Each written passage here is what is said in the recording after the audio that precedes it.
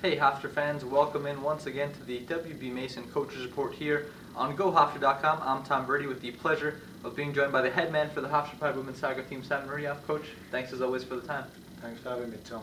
Now Coach, you start off this past week against a tough Drexel team that was already making a mark so far in the CAA this season, and you come away with a 2-1 victory. How important was it for you, for your team really, to get back on the winning track with that win? Well, we knew before the game that Drexel were going to be tough to beat.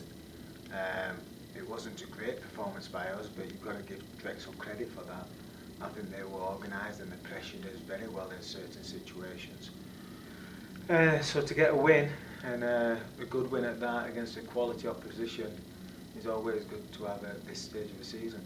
Now, right in the middle of that game, really, you had an hour delay for rain and lightning. How, as a coach, do you have to deal with that and try to keep your team fresh and sharp? And then you have to go back out and only play about 7 or 8 more minutes left in that first half and then have another break. Yeah, it was a tough one because we didn't start well. So having that break a little bit earlier and a longer break allowed us to make some tactical changes, allowed me to educate the players a little bit longer than I would in a half-time speech. We came back out and started off really well, and then half-time came along. And to Drexel's credit, he took the full 10 minutes because I think he wanted to change the momentum again. So I thought he did a great job coaching-wise, just to dictate rhythm.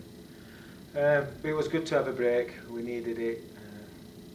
The longer breaks for us is better. And I thought we found a way to win and hang in there, which was important for us. Now, it seemed like really, especially in the first half of that game, Drexel was really throwing everything they had at Laura Green, trying to slow her down. How did she eventually, find her way around that pressure and wind up coming away with a couple of goals? Well, again, it all depends on Laura Green. She can go as high as she wants or not as high as she wants. And Drexel did a fantastic job. They man-marked her, and they doubled her when she had space. But eventually, she's going to wear you down. She's going to find the gap. And just before the break, Echeveria played a nice ball in behind them, and allowed Greeny to kind of stretch her legs and get a goal. And it was a fantastic finish.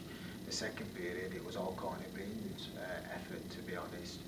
She bowled her way through 3 or 4 Drexel defenders, and Greeny then made an evasive move to avoid her defender and got on the end of a cross. So Green is going to get a goal. She's going to get her chances. If she puts her chances away, she's going to score more goals. No matter how hard you're going to try and stop her, she's going to find a way to break it down. Whether she scores is a different thing. I mentioned Echeveria. How happy have you been with her as far as bringing her on as a sub and really try to add some attacking flair maybe to that midfield at times? Yeah, she gives us some athleticism, some creativity. To be honest, I've been very happy with all the freshman class. Due to certain situations this year, I hadn't planned on using as many in critical times as I have. And it's been a little bit unfortunate for the freshman class that they've been put in these kind of situations and predicaments where they need to show they're ready to play at college. And we're demanding a lot from them, even though maybe they're not particularly ready right now to put in that kind of workload. But they've stood up, they've been counted, and they're going to keep working, and hopefully it'll pay dividends for the program as we move forward through the years. You mentioned some impressive play from freshmen. Then you move on to the end of the weekend. You play a tough Delaware team where, unfortunately, you come away with a 3-2 loss, but another freshman, Dudley, with a pair of goals. Now, we saw all the way back in preseason, she's got a great foot. She can really rip the ball. What are you seeing from her, and is this something that you kind of expected her to be able to contribute with some goals? Well, again, she's playing a lot more than we initially anticipated due to injuries, but when she's come in, she's made a difference. If she can find space around the goal, she's going to score. We've seen that. She's got that composure in front of goal. She's got great technique with both feet, and she's going to get a chance. If she gets the chances, we're going to be in a good position for her to score. And she had a great week last week. 3 goals in 2 games. That's pretty impressive for somebody who hasn't played as much over the previous couple of weeks. So I'm very happy with her at the moment. Now, you had an 11-match win streak against Delaware up until that point. I hadn't felt them since 2001. What was different about this particular game? Ah, to get a win streak of 11 throughout that time, you're gonna have situations where you have a little bit of a luck. The ball bounces your way. It could be a referee decision, so forth. To keep those streaks, especially in women's soccer, especially against a strong opposition like Delaware, you're gonna have your luck. Evidently dried out on us this weekend, and I wouldn't put it down to just plain luck. Delaware have some special players. They capitalised on the chances, and it was a fairly even game. However, I thought we gave them the goals that they scored. Not that they didn't deserve to get those goals, but we just defensively gave some bad decisions, and it eventually cost us. And unfortunately, we came home with a loss under his belt, which after 11 games, you sometimes expected. They gave up another goal right at the end of the first half. It seems like sometimes maybe your team's been a little bit vulnerable at the end of halves. How much of that do you think is, maybe not having that one or two extra subs that you can rotate in there on the back line this year? Well, we all like to use those as excuses, but I'm not a big believer in using excuses. I think, personally, we have mental lapses. We're a very young team, and when you are a young team, you're going to have some decisions in crucial times of the game which go against you. If you had a senior or junior laden team, they're not making those mistakes, they're not making those mental lapses. They're finding a way to clear the ball, they're finding a way to stop the shot, they're finding a way to kill the game. This team isn't. We're finding a way the opposite. We're finding a way to give the team an open opportunity or a better chance. And it will come with maturity and experience. And we're going to keep practicing. We're going to discuss, situational stuff. When we go up, when we go down, how we're going to react, what we're going to do. And hopefully it starts to sink in a little bit, and come game time, they're a little bit more mentally understanding of what's required. You brought up Courtney Breen earlier as making a very nice play to set up a goal against Drexel. She also set up another goal this past weekend against Delaware. What have you seen from her as far as maybe changing her role up a little bit and helping your team getting more into the offense this season and really trying to help get some goals for your team? Courtney Breen is a beast.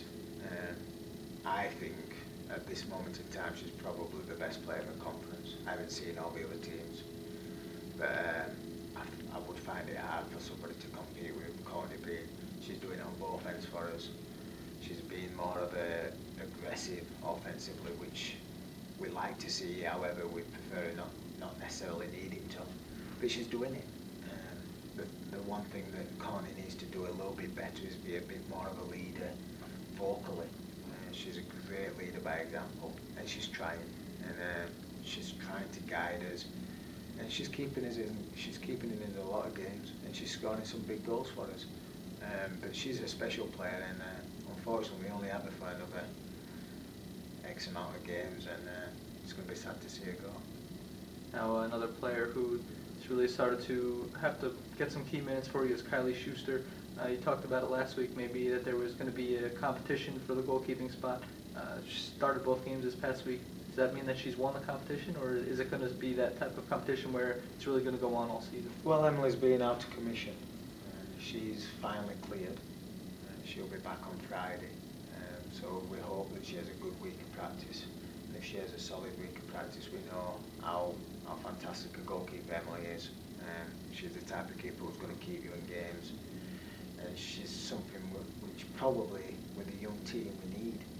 She's got a fantastic organisational skills, communication skills, and she does a great job of advising and guiding the people in front of her.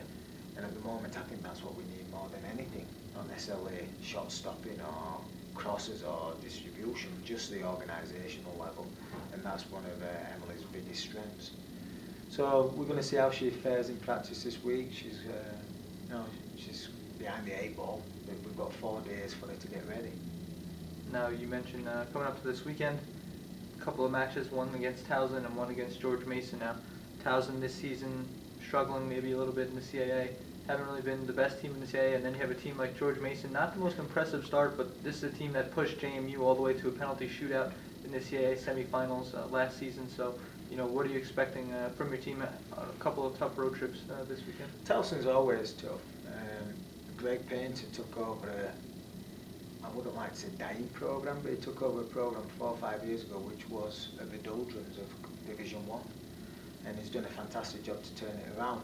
There still needs some improvement, but for what he's done in the 4 years to make them as competitive as he has and get some quality individuals that he's recruited, it says a lot for his endeavour and his attitude to hard work. So I know they're going to be hard work and they're going to be difficult to break down, they're going to be organised, and that's testament to what Greg's done over the 4 years he's been there. The field is a difficult place to play at. There's no gimmies in the CAA. And at the moment we're a little bit fragile, to be honest. We've just come off a loss to Delaware, which we're not used to doing. So we have to bounce back and make a message or send a message to the conference that we're not going to be easy to beat. Mason's a different beast.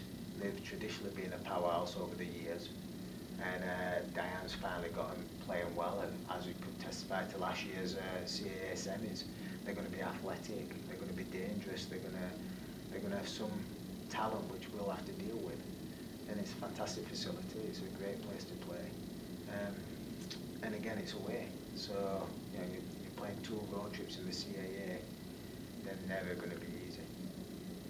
Have any keys this weekend? What you're looking forward to get out of your team in a couple of matches this weekend? Again, if we come and show how hard working we are, if we become physical and aggressive to the ball, I think we can come away with some good results. But if we don't, we won't. It's as simple as that. And I think what we have to do as a team is get back to what we do well and not really worry about other teams, because we have to negate our mistakes. We have to find a way to win games, and we really have to concentrate on what we need to do. All right, well, that's going to do it for us inside this week's edition of the WB Mason Coaches Report on GoHofstra.com. Thanks for tuning in.